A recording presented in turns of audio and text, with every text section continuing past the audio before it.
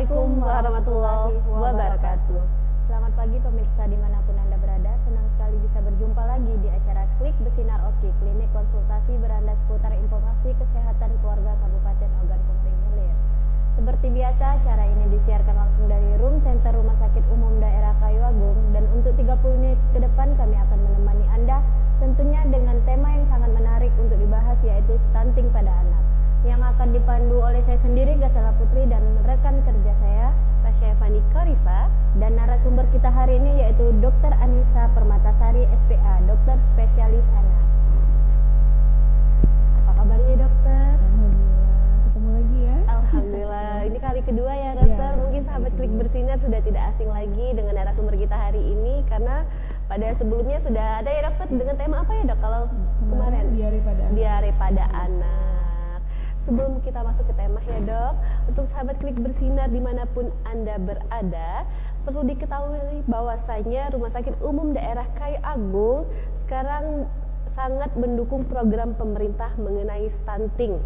Maka dari itu, Rumah Sakit Umum Daerah Kayu Agung melalui 3 poli, yaitu poli kebidanan, poli anak, dan poli gizi untuk berkonsultasi mengenai stunting. Jadi jika ada anak, kerabat, atau saudara yang mengalami stunting, boleh langsung dikonsultasikan dengan narasumber kita, Dr. Anissa SPA, kemudian ada Dr. Roza Maulindra SPOG, dan diketuai dengan Dr. Ivan Susanto SPOG.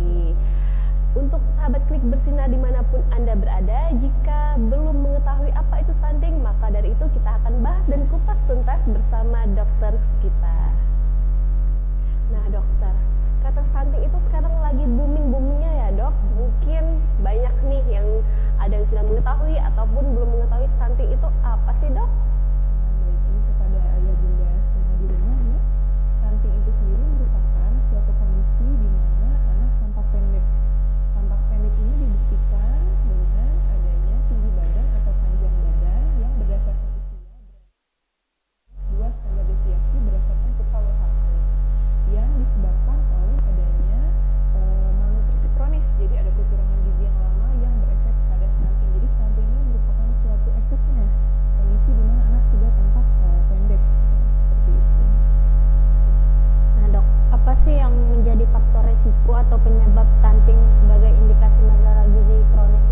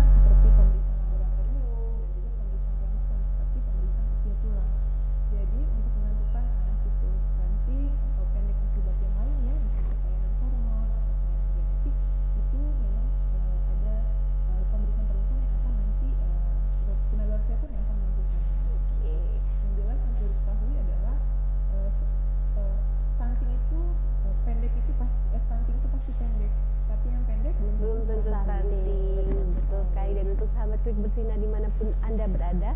Jadi jika ada anak, kerabat ataupun saudara yang balitanya pendek, jangan takut ya dokter. Betul. Karena pendek belum tentu stunting. Nah, untuk sahabat Klik Bersinar dimanapun Anda berada, jika ada pertanyaan jangan lupa ketik di kolom komentar dan jangan kemana-mana karena kita akan kembali lagi setelah cuplikan berikut ini.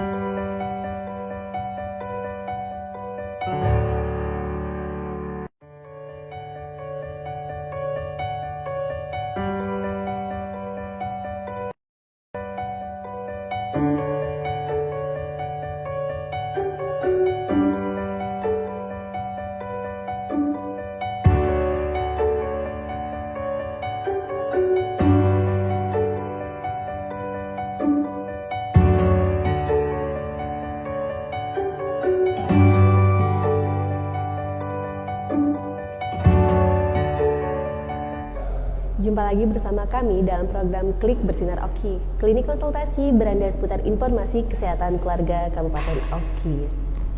Nah, langsung saja nih dok, mengenai stunting nih dok. Apakah stunting itu hanya terjadi di keluarga yang kurang mampu, Pak dok? Nah, baik. Berdasarkan kerangka konsep WHO sendiri memang menyebutkan bahwa salah satu faktor risiko dari stunting adalah kemiskinan. Tapi tidak mutlak kemiskinan menyebabkan stunting.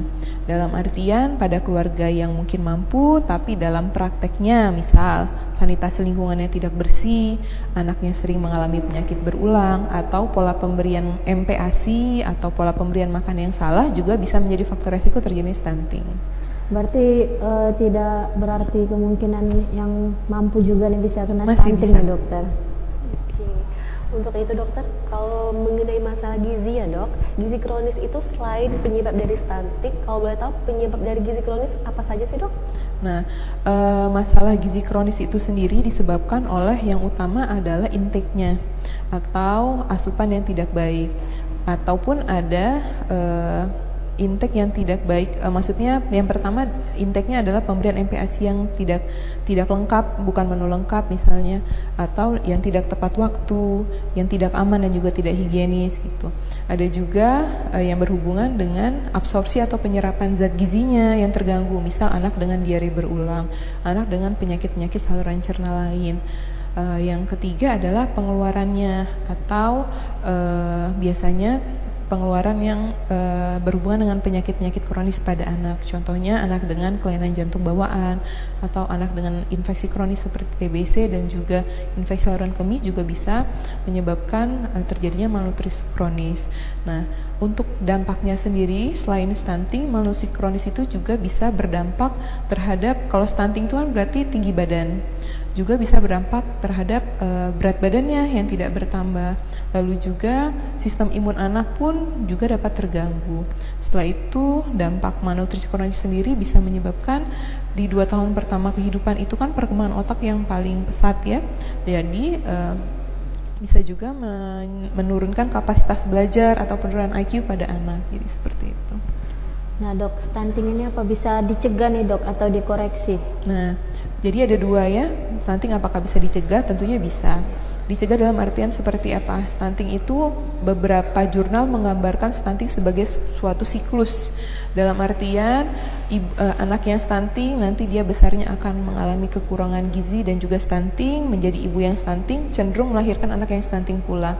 Maka dari itu beberapa program pemerintah kita menyasar tidak hanya kepada anak yang stunting tapi juga menyasar pada calon pengantin. Jadi di sini pemerintah kita juga melalui BKKBN bekerja sama dengan instansi terkait dan juga RSUD mulai menyasar para calon-calon pengantin nih, para wanita usia subur untuk memperbaiki status gizi mereka agar nantinya ketika mereka hamil, menyusui, meningkatkan pengetahuan mereka untuk memberikan nutrisi yang baik untuk bayi yang akan dilahirkan nanti. Jadi untuk mencegah stunting itu mulai dari hulunya dulu. Jadi mulai dari nutrisi, asupan calon-calon ibu hamil lah ya, calon-calon ibu hamil. Lalu mulai ke hilir. Apakah bisa dikoreksi atau tidak? Stunting itu ketika kita koreksi di bawah usia 2 tahun, penelitian menunjukkan bahwa akan menunjukkan luaran yang baik. Artinya apa? Anak yang kita temukan stunting di bawah usia 2 tahun, ketika kita obati, kita koreksi, dia akan mencapai potensi tinggi genetiknya, dalam artian bisa tinggi seperti teman-temannya. Lalu kita juga bisa menyelamatkan perkembangan otaknya. Seperti kita tahu, stunting itu menyebabkan penurunan IQ pada anak. Sehingga jika kita sudah koreksi di bawah usia 2 tahun, kita bisa meningkatkan potensi perkembangan otak dan juga sistem imunnya. Namun ketika kita koreksi anak usia 2-5 tahun, tinggi badan masih bisa kita selamatkan, tapi untuk penelitiannya apakah bisa IQ-nya bisa kita maksimalkan ataupun sistem imun bisa kita maksimal itu belum ada penelitiannya. Tapi memang sasaran untuk koreksi stunting sebaiknya memang dilakukan di bawah, yang terbaik di bawah 2 tahun, tapi masih bisa kita kejar di bawah 5 tahun. Setelah usia sekolah, stunting itu sudah sangat sulit sekali untuk dikoreksi. Anaknya sudah terlanjur pendek, tinggi badannya belum tentu bisa kita selamatkan, apalagi perkembangan otaknya. Oke, sangat jelas sekali ya. Betul. Bisa didengar sekali untuk sahabat Klik Bersinar dimanapun Anda berada, bahwasanya stunting itu bisa dicegah ya dokter. Iya. Nah, jadi jangan takut untuk mungkin kebanyakan nih mengenal stunting itu kayak serem banget ya dok. Nah, tapi jangan takut karena tadi sudah dijelaskan dengan dokter bahwasanya stunting bisa dicegah. Untuk itu dokter, cara intervensi dalam penanganan stunting bagaimana sih dok? Nah, ketika kita para dokter menemukan pasien itu stunting, kita harus melihat faktor penyebabnya apa, faktor resiko stunting pada anak itu apa. Apakah pengetahuan orang tua dalam praktek pemberian makan yang salah? Apakah adanya riwayat imunisasi mungkin yang tidak lengkap? Apakah ada penyakit kronis, contohnya TBC, infeksi saluran kemih? Lalu kita akan melihat penyebab dulu. Apa saja faktor resiko penyebab anak itu menjadi stunting, lalu kita akan koreksi. Nah, koreksinya bagaimana? Ada 2 intervensi, baik nutrisi dan non nutrisi. Kalau non nutrisi pastinya kita akan mengobati penyakit yang kita temukan. Kita akan misalnya mengobati infeksi kronis yang ditemukan. Kalau untuk faktor nutrisinya yang kita ubah adalah pola makan. Kita tahu anak itu makan sesuai aturan makan atau feeding rule, sesuai dengan tahapan perkembangan usianya. Yang paling penting adalah mulai dari 6 bulan MPASI sudah harus wajib ada protein hewani di dalam MPASI, disertai pemberian ASI eksklusif sebelumnya, dan juga pada anak di atas 1 atau 2 tahun sudah harus mengkonsumsi susu pertumbuhan. Sampai saat ini penelitian menunjukkan bahwa konsumsi susu yang teratur, pemberian protein hewani dan juga pemberian beberapa jenis mikronutrien dapat menunjang atau menurunkan angka kejadian stunting pada anak. Seperti itu. Nah, mengapa sih dok 1000 hari pertama kehidupan anak itu disebut sebagai periode emas dalam pencegahan stunting? Baik, 1000 hari pertama atau 1000 HPK itu adalah mulai dari konsepsi sampai anak usia 2 tahun, di mana perkembangan otak paling pesat di 1000 hari pertama kehidupan. Ketika anak mendapatkan nutrisi yang tidak sesuai, ini akan sangat mempengaruhi perkembangan otaknya. Jadi mungkin yang seperti dijelaskan tadi, ketika di atas 2 tahun kita menemukan anak stunting, kita masih bisa menyelamatkan tinggi badan. Tapi untuk menyelamatkan nutrisi otaknya, perkembangan otaknya, penelitian sampai saat ini belum ada yang memastikan apakah bisa diselamatkan atau tidak. Karena memang 1000 HPK ini merupakan periode penting pertumbuhan otak, di mana kita ini berlomba-lomba dengan waktu mencari nih anak-anak stunting, terutama di bawah 2 tahun untuk kita intervensi agar kita bisa menyelamatkan otaknya. Mana tahu anak-anak OKI stunting, misalnya ada anak di OKI ini yang kita temukan stunting di bawah usia 2 tahun, nanti besarnya jadi presiden. Karena kita sudah menyelamatkan otaknya. Menyelamatkan otak itu yang harus kita lakukan pertama kali, seperti itu. Karena kita ingin anak kita nanti besar, dewasa, dia bisa sekolah setinggi-tingginya, menjadi orang dengan menjadi orang yang berguna untuk nusa dan bangsa. Misalnya kita nggak tahu, mungkin 20-30 tahun lagi presiden kita dari OKI misalnya. Amin, amin. Ya. Jadi yang penting adalah kita menyelamatkan periode perkembangan otak ini. Oke, dokter, berbicara mengenai berat badan nih dokter, jika berat badan si bayi atau balita ini cenderung tidak naik atau stuck di ukuran begitu, apakah itu termasuk stunting atau bukan sih dok? Nah, dari pengertian sendiri, stunting itu merupakan panjang badan atau tinggi badan berdasarkan usia di bawah -2 SD. Mungkin kalau berat badan yang tidak naik, lebih dekat ke arah weight faltering atau malnutrisi ya. Jadi kalau untuk stunting mungkin dia akan berhubungan di beberapa waktu ke depannya gitu. Jadi kalau stunting itu jelas kriterianya adalah panjang badan atau tinggi badan di bawah -2 SD berdasarkan kurva WHO. Oke, jadi untuk ayah bunda yang ada di rumah, jangan takut jika anaknya berat badannya tidak naik, karena itu belum tentu stunting ya dok? Betul sekali. Nah dok, bicara tentang berat badan nih dokter pada bayi, bagaimana sih mengatasi kasus bayi kurang dari 6 bulan dan kenaikan berat badannya itu melambat nih dokter? Nah, bayi kurang dari 6 bulan berarti masih periode ASI eksklusif ya harusnya ya.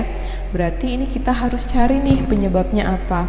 Biasanya kami para dokter, terutama dokter anak, kita akan mencari penyebabnya.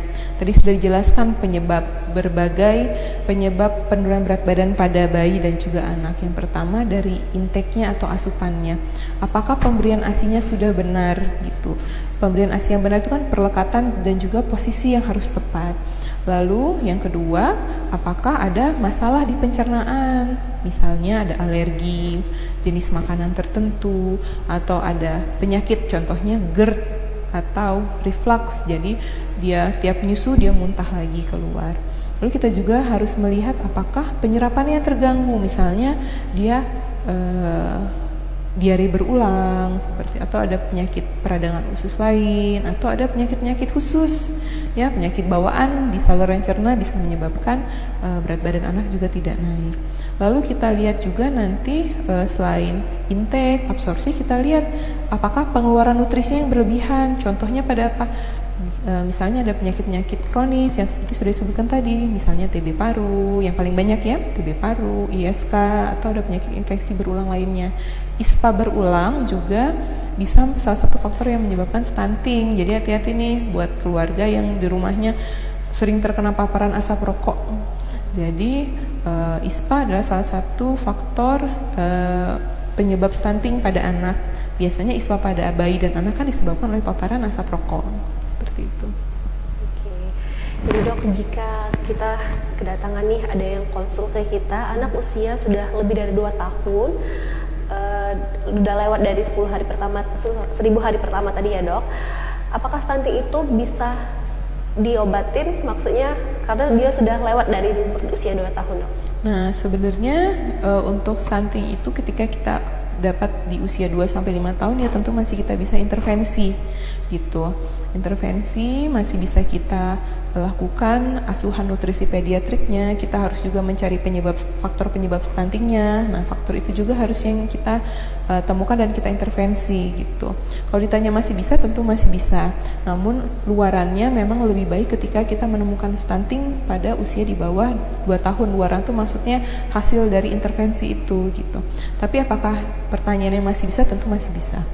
Tidak ada kata terlambat. Tidak ada kata terlambat. Jadi untuk sahabat Klik Bersinar dimanapun Anda berada, seperti ada anak, tadi sudah saya jelaskan, jika ada kerabat maupun saudara yang mengalami stunting di bawah usia 5 tahun, sebelum 5 tahun ya dok, benar, segerakanlah datang ke rumah sakit umum daerah Kaya Agung, karena sekarang kita sudah ada 3 pakar stunting langsung ya dok. Iya. Nah, langsung saja nih, seperti apa sih dok anjuran nutrisi anak di atas 2 tahun supaya tidak stunting? Nah, berbagai penelitian nih meneliti apa-apa saja faktor yang bisa memperbaiki nih tinggi badan. Penelitian yang terbukti secara ilmiah meningkatkan berat badan adalah pemberian protein hewani dan juga pemberian susu ASI eksklusif dan juga susu jika sudah di atas 1 atau 2 tahun, susu pertumbuhan. Yang lain sebenarnya pemberian mikronutrien, ada penelitian yang menunjukkan efek positif, namun ada juga penelitian yang menunjukkan tidak ada efek positif. Jadi bisa kita ambil kesimpulan 3, jadi pemberian protein hewani di setiap makan ya. Di setiap makan harus ada protein hewani, entah itu telur, daging merah, ikan, apa aja pangan yang ada di sekitar daerah kita.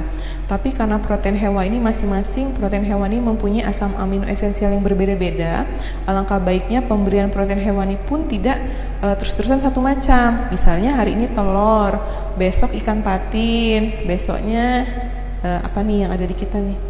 Ikan gabus misalnya, besoknya lagi baru ayam. Nah, jadi sebaiknya diberikan dengan menu yang bervariasi, namun tetap harus ada protein hewaninya di situ. Benar, jadi tidak harus makan yang mewah ya dok. Nggak usah. Yang penting ada protein. Ya, terus apalagi dok tadi susunya. Jadi tidak harus yang makan yang mewah, asal kita bisa mengelola makanan itu dengan baik.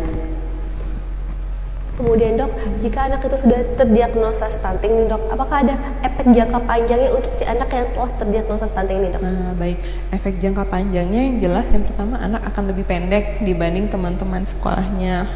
Mungkin kepercayaan diri mungkin akan menurun juga. Yang kedua, efek di otak. Jadi pada anak dengan stunting telah terbukti terjadi penurunan IQ. Ya, mungkin ketika kita yang bisa kita cegah dia bisa juara 1, mungkin dia rankingnya turun seperti itu. Lalu yang ketiga, ketika dia dewasa nanti ada 2, dia akan menjadi orang yang stunting dengan kekurangan gizi dan juga penurunan kapasitas kerja. Yang kedua, ketika dia dahulunya dia riwayat stunting, mungkin setelah usia sekolah dia menjadi makmur dan dia banyak makan misalnya ya, nanti pada saat dia besar akan terjadi resiko terkena penyakit-penyakit tidak menular, contohnya diabetes dan juga hipertensi. Makanya sebisa mungkin stunting itu kita cegah deh dari di bawah 5 tahun gitu, karena ketika dia sudah dewasa nanti kenanya bukan pada saat usia sekolah. Oke, usia sekolah mungkin penurunan IQ, tapi pada saat dewasa resiko terjadi penyakit tidak menular tinggi seperti itu. Nah dokter, bicara masalah makanan dan minuman tadi nih dokter, apakah vitamin atau suplemen minyak ikan itu dapat mencegah stunting ya dokter? Nah, yang seperti sudah saya jelaskan tadi ya, yang terbukti secara ilmiah menurunkan kejadian stunting itu adalah konsumsi protein hewani dan juga susu. Sedangkan untuk minyak ikan dan sebagainya belum ada penelitian yang membuktikan efek positif terhadap stunting. Jadi untuk pertanyaan jawabannya belum ada penelitiannya gitu. Oke, untuk support nih dok, apakah jika anak yang berat badannya lambat untuk naik, tapi dia sudah EPASI, apakah support itu bisa untuk mendampingi, maksudnya itu makan pendampingnya atau tidak, Dok? Nah, seperti kita tahu MPASI itu kan ada tahapan-tahapannya ya, 6 sampai 9, lalu semakin hari semakin naik gitu. Nanti sampai di umur 1 tahun pun 70% nutrisi harus dari makanan. Jadi untuk penambahan sufor pada saat MPASI itu harus dikonsulkan lebih lanjut kepada dokter spesialis anaknya.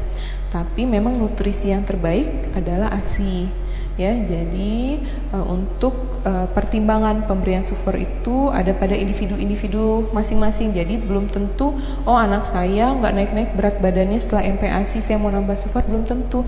Bisa aja bukan dari intake, bisa aja pengeluarannya, misalnya adanya infeksi. Jadi untuk penambahan sufor pada MPASI mungkin perlu dikonsultasikan kepada dokter-dokter anak yang ada di sekitar ayah bunda semua. Oke. Dan memang pada faktanya jika kita di lahan ya, Dok, banyaknya kadang bayi baru lahir juga langsung dikasih sufor ya, Dok? Iya, itu banyak banget. Iya, dan alasannya biasanya bunda-bunda yang di rumah ini mengatakan susunya belum keluar lah, atau sedikit lah, padahal ASI itu sangat bagus ya, Dok, untuk anak yang baru lahir.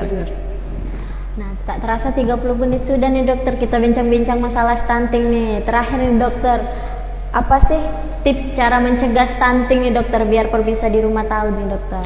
Nah, baik. Seperti kita tahu sudah jelaskan tadi ya, mencegah faktor. Jadi kalau untuk mencegah stunting berarti kita harus tahu faktor penyebab stunting. Jadi kalau penyebab langsungnya yaitu sanitasi lingkungan yang pertama. Jadi usahakan perbaikan sanitasi lingkungan, hindari paparan asap rokok, lalu tidak BAB sembarangan. Terus usahakan di rumah mempunyai jamban yang sehat, tempat buang air yang sehat. Yang kedua adalah praktek ASI eksklusif. Ini wajib hukumnya nih buat bunda-bunda di rumah yang punya anak 0 sampai 6 bulan, wajib hukumnya memberikan ASI eksklusif nih kepada anaknya. Lalu praktik pemberian MPASI yang aman dan higienis yang disesuaikan dengan usia. Gimana caranya kita tahu? Bisa bunda-bunda sama ayah-ayah lihat di rumah tuh ada di buku KIA. Jadi dibaca lagi buku KIA-nya yang ada di rumah. Pasti yang punya anak bayi ini pastikan semua dikasih buku KIA. Itu di sana ada yang terbaru setahu saya 2020 ya, yang revisi 2020 itu sudah ada bagaimana penyiapan MPASI mulai dari umur 6 bulan sampai 1 tahun gitu. Lalu yang ketiga, ketika ada anak dengan diare berulang atau ISPA berulang, sebaiknya segera diobati dan cegah jangan sampai terjadi dengan apa? Dengan imunisasi. Jadi imunisasi yang teratur sesuai jadwal yang diberikan oleh pemerintah atau Ikatan Dokter Anak Indonesia atau IDAI. Dan juga tiap bulan wajib menimbang di posyandu atau di vaskes terdekat. Baik, terima kasih dokter. Semoga ilmu hari ini bermanfaat nih bagi pemirsa yang ada di rumah.